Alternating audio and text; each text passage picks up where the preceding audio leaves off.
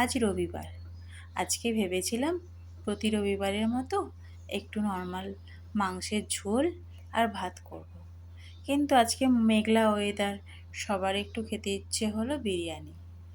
তাই বানিয়ে ফেললাম বিরিয়ানি। কিন্তু কী আর করা যাবে, আজকে আর বাসমতি চাল নিইনি।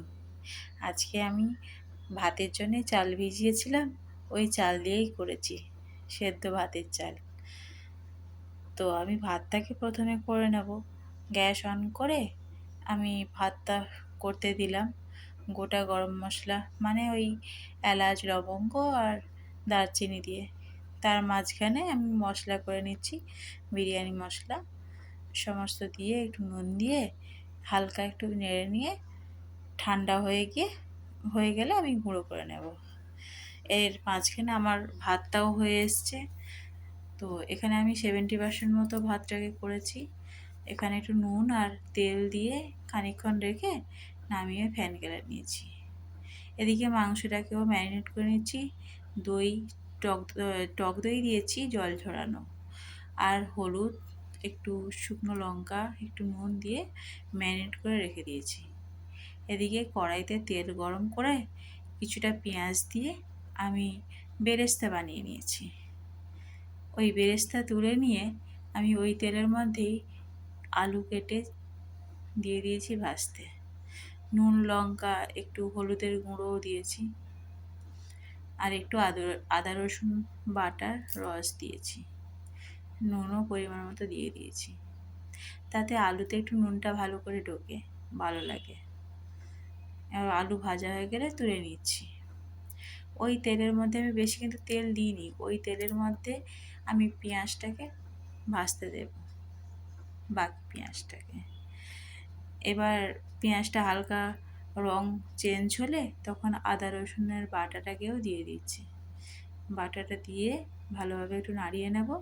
গন্ধ চলে গেলে এই মাংসের যে ম্যারিনেট করে রেখেছিলাম মাংসটাকে, এটাকেও আমি দিয়ে দিচ্ছি। একটু নাড়িয়ে নিয়ে ভালো করে রান্না করব।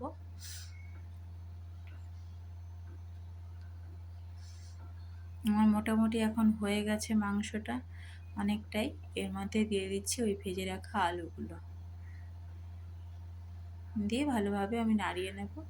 এর মধ্যে দিচ্ছি হলুদ, অল্প একটু লঙ্কার গুঁড়ো দিয়ে ভালোভাবে নাড়িয়ে রান্না করে নেব।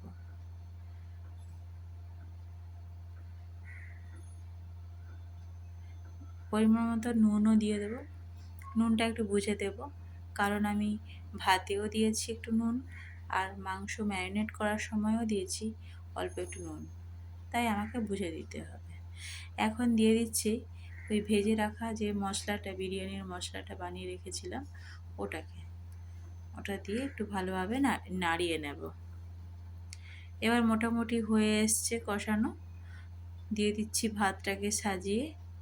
এবার ভাতের ওপরে দিয়ে দেব ওই দুধের মধ্যে দিয়েছি আমি একটু আতর। এবার ঢাকা দিয়ে দেব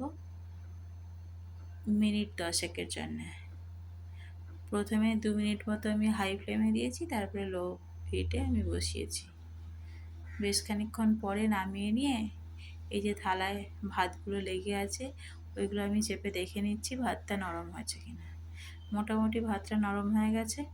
এখন আমি একটু তলা থেকে, যেহেতু ওপরের ভাতটা শুকনো, সেজন্য একটু মশলাটা ব্যালেন্স করার জন্য আমি নাড়িয়ে নিয়েছি। এখন রেডি।